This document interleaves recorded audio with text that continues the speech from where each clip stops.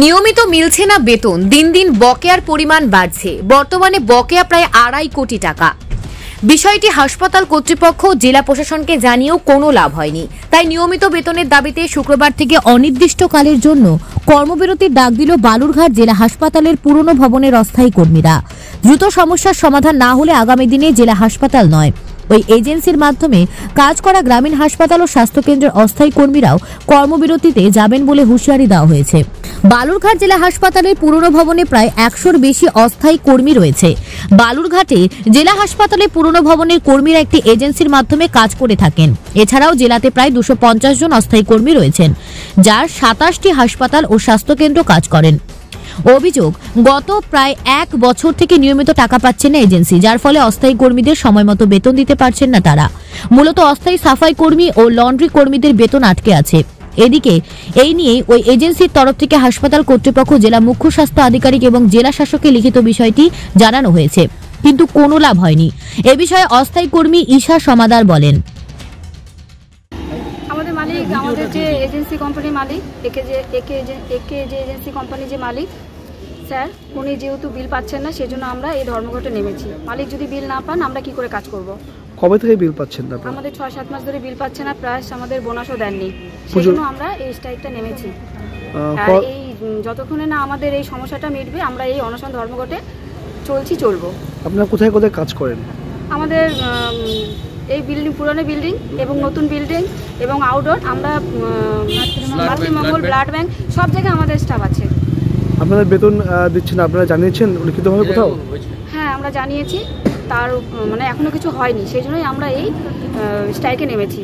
যতক্ষণ এই সমস্যা না মিটছে, ততক্ষণ আমরা এই অনশন ধর্মঘট করে চলবো এবং করছি। একই সাথে আরও এক অস্থায়ী কর্মী বিজন বাসপুর বলেন, আমাদের কর্মীরা ঠিকঠাক মতো বেতন পাচ্ছে না, আমাদের কর্মীরা পুজোর বোনাস পায়নি, আমাদের কর্মীদের কাজ থাকবে কিনা সেটার কোনো নিশ্চয়তা নাই। আমাদের যে এজেন্সির মালিক, সে মালিক বলছেন যে উনি যেহেতু বিল পাচ্ছেন না, উনি এই মাস থেকে আমাদের বেতনে দিতে পারবে না। এই অনিশ্চয়তার মধ্যে থেকেই আমরা আজকে কিন্তু ধর্মঘটের পথে নামলাম। আপনাদের মোটামুটি কতজন স্টাফ রয়েছে? আমাদের এখানে 115 থেকে 20 জন স্টাফ আছে। মূলত আপনাদের দাবিটা কি? মূলত দাবিটা আমরা যাতে নিয়মিত বেতনটা পাই, আমাদের পুজোর বোনাসটা পাই, আর আমাদের কাজের নিশ্চয়তা এবং প্রতি মাসের বেতনটা যাতে প্রতি মাসে পাই। কতদিন ধরে এই সমস্যাটা হচ্ছে? আমাদের ধীরে ধীরে অল্প বেশ 5-6 মাস ধরে সমস্যা চলছে। সমস্যার সমাধান না হলে কি করবেন? সমস্যা না সমাধান, যদি বেতনই না পায় কর্মীরা, তাহলে কাজ করবে কেন?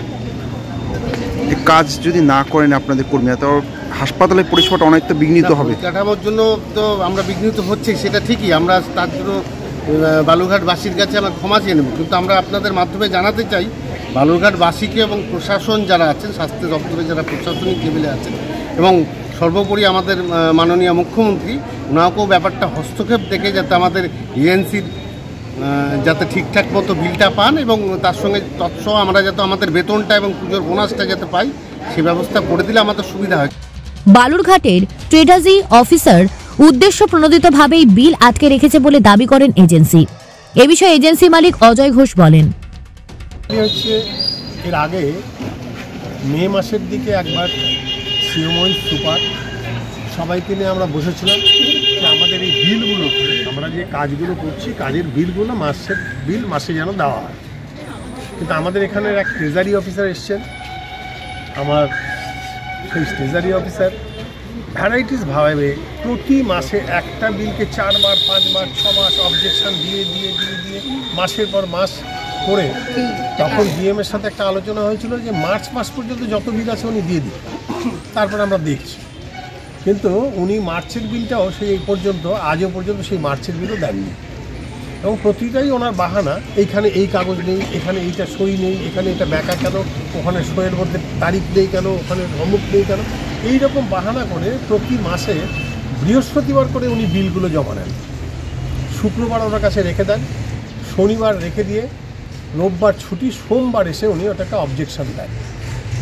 অবজেকশনটা আজকে যে অবজেকশনটা দেয় একবারে দেয় না, একটা অবজেকশন আজকে দিল, দেওয়ার পরে মঙ্গলবারের দিন অফিসের স্টাফরা ওই বিলটাকে নিয়ে আসে, নিয়ে আসার পরে আবার হয়তো দেখা গেল বুধ বৃহস্পতিতে উনি আর বিলটা নেবেন না, পরের সপ্তাহে উনি আবার সেই বিলটা নেবেন।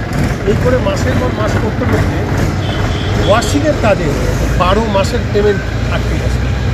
আমার পক্ষে এখন আর ওয়াশিং করার মতো ক্ষমতা নেই, তাই আমি স্টাফদের বলেছিলাম, ডিপার্টমেন্টকেও চিঠি করেছি, স্বাস্থ্য ভবনকে চিঠি করেছি, ডিএমকে করেছি, সভাধিপতি করেছি, প্রত্যেকটা চিঠি করেছিলাম মাসের 15 তারিখে যে আমি কিন্তু 1 তারিখ থেকে হয়তো আমি আমার আর টাকা নেই, আমি আর কাজ করতে পারবো না। এই কর্মবিরতির ফলে হাসপাতালে পরিষেবা বিঘ্নিত হওয়ার সম্ভাবনা রয়েছে। পুরো ঘটনা খতিয়ে দেখার আশ্বাস হাসপাতাল কর্তৃপক্ষের। এ বিষয়ে জেলা হাসপাতালের সুপার কৃষ্ণেন্দু বিকাশ বাগ বলেন, আউটসোর্সিং এজেন্সি যেটা আমাদের স্ক্যাভেঞ্জিং, সিকিউরিটি বা লন্ড্রি আছে, সেগুলোতে মধ্যে লন্ড্রি এবং স্ক্যাভেঞ্জিং বিলগুলো ট্রেজারি অফিসার যে কোনো কারণে হোক মানে পাস করাচ্ছে না। আমরা এখান থেকে তো পাঠিয়ে দিয়েছি, কিন্তু উনি কিছু অবজেকশন দিচ্ছেন, সেই অবজেকশনগুলো কিছু মেকআপ করে আমরা পাঠিয়েছি এবং ইভিন সিএমও স্যার বা ডিএম স্যারকে জানিয়েছি। সেই হিসাবে একটা মিটিংও হয়েছিল, সেই মিটিংয়ে আলোচনা হয়েছিল যে বিলগুলো যেভাবে উনি বললেন সেভাবে করে উনি ছেড়ে দেবেন। কিন্তু তারপরও আমরা দেখছি যে বিলগুলো হচ্ছে না, মানে বিল পাচ্ছে না আর কি আউটসোর্সিং এজেন্সি। বিশেষ করে স্ক্যাভেঞ্জিং আর লন্ড্রি, এরা মানে ওয়াশিং বিল যেটা বলে সেটা অনেক পড়ে আছে কয়েক মাস ধরে। আজ থেকে তারা কাজ বন্ধ করে দিয়েছে, স্ক্যাভেঞ্জিং এক্সিকিউটিভ ওরা কাজ বন্ধ করছে, আমাদের সমস্যা হচ্ছে। আমরা সিএমও স্যারকে আমি জানালাম, উনি বললেন ব্যাপারটা আমি দেখছি, ডিএম স্যারের সঙ্গে উনি কথা বলবেন।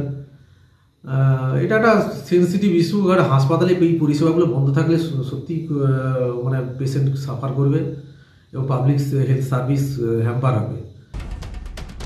বালুরঘাট থেকে রিপন ভৌমিকের প্রতিবেদন, নিউজ টুডে।